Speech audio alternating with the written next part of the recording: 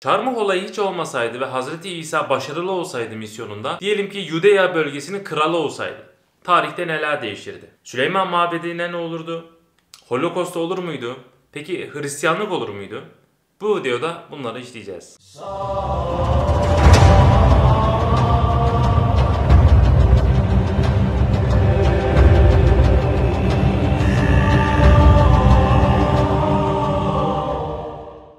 Tabi öncelikle Hazreti İsa nasıl kral olabilir? Bunu tartışmamız gerekiyor değil mi? Çünkü çok düşmanı var. İncil'lerde gördüğümüz gibi Ferisiler, Sadukiler, bunlar din adamları, Yahudi yüksek. Hazreti İsa'ya karşı çıkıyorlar tabii ki çünkü kendi tahtlarını aslında sallıyor. İncil'lerdeki anlatıya göre kendi havarisi Yudas İskariot tarafından ihanete uğruyor Hazreti İsa ve sonuç olarak Sanhedrin mahkemesine çıkıyor, yargılanıyor, Pontius Pilate tarafından çarmıha geriliyor. O zaman birlikte tarihi geri çevirelim. Diyelim ki Yudas İskariot Hazreti İsa'ya ihanet etmemiş, Hazreti İsa çarmıha gerilmemiş ve İncil'lerde anlatıldığı üzere sayıları da gün geçtikçe artıyor taraftarlarının.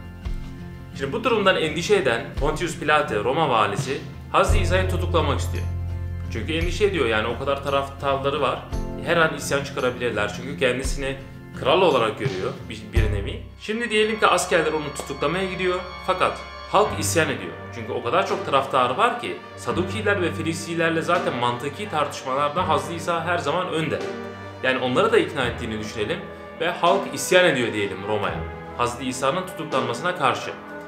Bu durumda Roma İmparatorluğu asker gönderemiyor. Çünkü Hazreti İsa'nın yaşadığı dönemde barbarlarla savaşlar var Kuzey Avrupa'da. Keltler ve Cermen kabileleriyle, bu sebeple Yahudiler savaşı kazanıyor ve Hazreti İsa'yı kral ilan ediyorlar ve Yuda bölgesinin yeni kralı Hazreti İsa olmuş oluyor. Peki şimdi Hazreti İsa kral oldu diyelim. Peki tarihte o zaman neler değişirdi? Ona bir bakalım. Öncelikle tabii ki Hristiyanlık hiç olmazdı. Neden biliyor musunuz? Çünkü Hristiyanlık aslında Hazreti İsa'nın çarmıha gerilmesi inancı üzerine bina edilmiş bir din.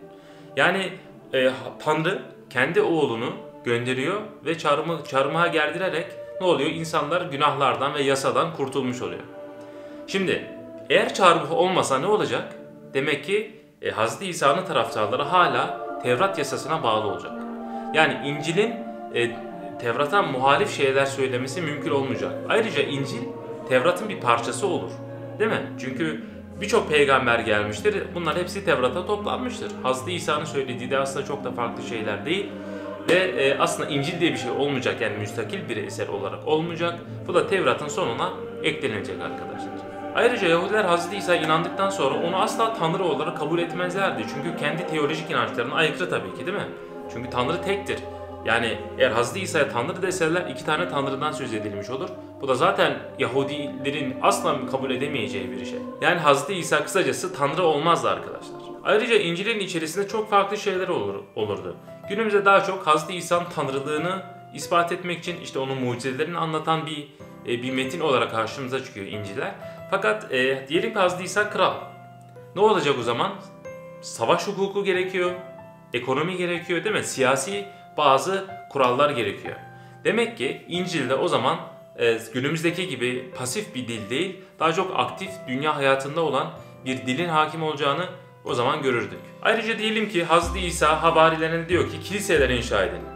O zaman kiliseler yapılırsa tepesinde haç mı olurdu, Davut yıldızı mı olurdu? Tabii ki de Davut yıldızı olurdu. Hazreti İsa'nın kral olmasıyla Hristiyanlığın aslında hiç ortaya çıkmayacağını gördük. Şimdi de Yahudi olmayanlar arasında nasıl bir etkiye sahip olabilirdi Hazreti İsa'nın kral olması, ona bir bakalım. Şimdi Avrupa'ya baktığımız zaman her tarafta Hristiyanlık hakim. İşte Katolikler, Protestanlar, Ortodokslar, değil mi? Her yerde karşımıza çıkıyor, kiliseler vesaire. Diyelim ki Hazreti İsa kral oldu. Hristiyanlık yok, Yahudilik milli bir din.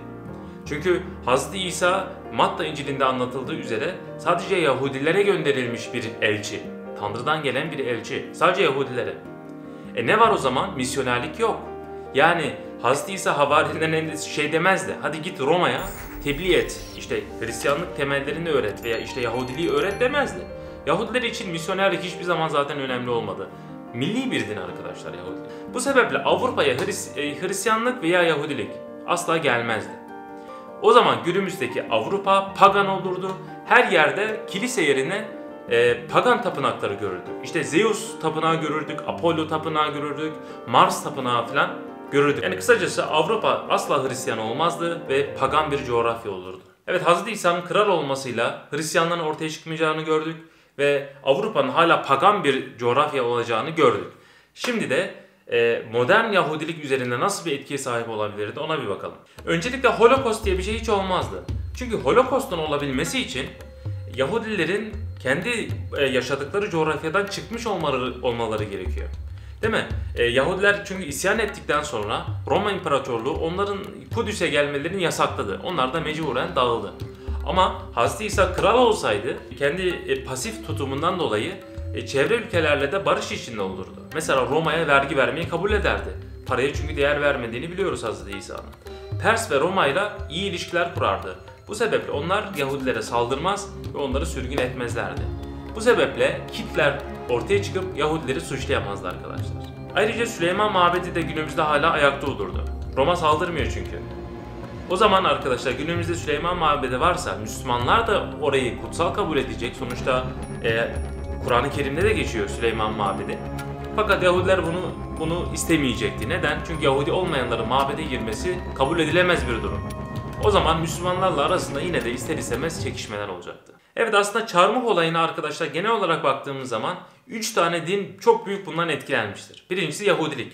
Yahudiler zamanla dayanamamış, isyan etmişler ve Roma İmparatorluğu tarafından sürgün edilmiştir. İkincisi paganlar. Hristiyanlığı kabul ettikten sonra Roma İmparatorluğu ne yaptı? Paganlara müthiş baskı uyguladı. Örneğin Mısır'da birçok mabet yıktılar. Günümüzdeki birçok eser yok oldu maalesef. Sonra da tabii ki Hristiyanlar. Bu ikisi, ilk saydığım ikisi negatif yönde etkilenmişken Hristiyanlık ortaya çıktı çarmıh sayesinde. Hristiyanlık arkadaşlar ortaya çıkışını çarmıh hadisesine borçludur. Yani eğer çarmıh olmasaydı Hristiyanlık diye bir şey de olmayacaktı zaten. Evet, bu üçlünün nasıl etkilendiğini de görmüş olduk. Peki ben kendi görüşlerimi söyledim. Hz. İsa kral olsaydı sizce ne olurdu? Tarihte neler değişirdi? Dinlerde neler değişirdi? Eğer siz de bu konudaki görüşlerinizi yazarsanız çok memnun olurum. Videomu beğendiyseniz de paylaşıp beğenmeyi unutmayın. Bir sonraki dersimizde görüşmek üzere. Hoşçakalın.